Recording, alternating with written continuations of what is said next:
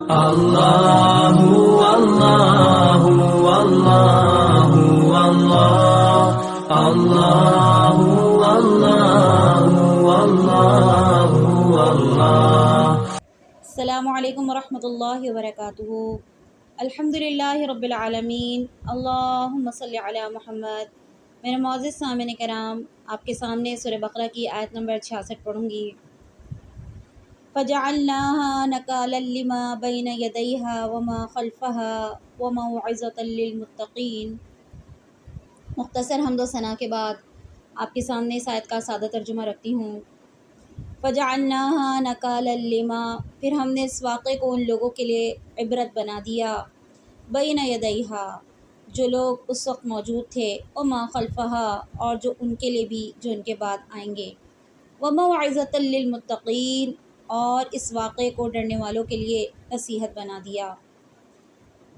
اس آیت کا سادہ مفہوم یہ ہے کہ اللہ رب العزت نے منع کیے گئے دن میں مچھلی پکڑنے والوں کو اور اس نافرمانی کے مرتکب گروہ کو، جنہوں نے منع نہ کیا گناہ کرنے سے، دونوں گروہ کو اللہ رب العزت نے نشان عبرت میں تبدیل کر دیا۔ ایک تو وہ گروہ جو مچھلی پکڑ رہا تھا اور اللہ رب العزت کے منع کیے گئے دن کے اندر واضح طور پر نافرمانی کا مرتکب ہو رہا تھا، اور دوسرا وہ گروہ جو ان کو گناہ کرتا ہوا دیکھ رہا تھا، نافرمانی کرتا ہوا دیکھ رہا تھا، لیکن ان کو روک نہیں رہا تھا، بلکہ جو لوگ ان کو روک رہے تھے ان کو بھی کہہ رہا تھا ان کو چھوڑ دو، یہ اپنی مرضی سے گناہ کر رہے ہیں۔ اللہ نے دونوں گروہ کو نشان عبرت بنا دیا۔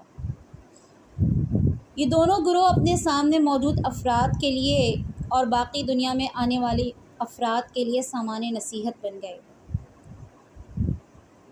جب بھی یہ آیت پڑھی جائے گی، لوگ اس سے نصیحت حاصل کریں گے، اور یہ آیت اور یہ واقعہ اللہ کے ڈرنے والے بندوں کے لیے سبق آموز واقعہ بن گیا کہ جب نافرمان حد سے زیادہ نافرمانی کرتے ہیں تو آسمانی عذاب کا کوڑا برستا ہے، اور پھر نافرمانوں کی اصل باقی نہیں رہتی، اللہ ان کو جڑ سے غائب کر دیتا ہے، گویا کہ وہ پہلے تھے ہی نہیں۔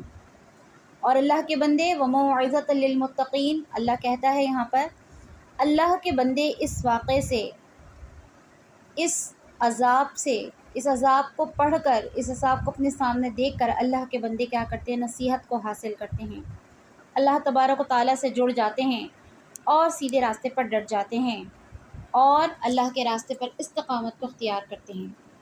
وآخر دعوانا ان الحمد للہ رب العالمین۔ السلام علیکم ورحمۃ اللہ وبرکاتہ۔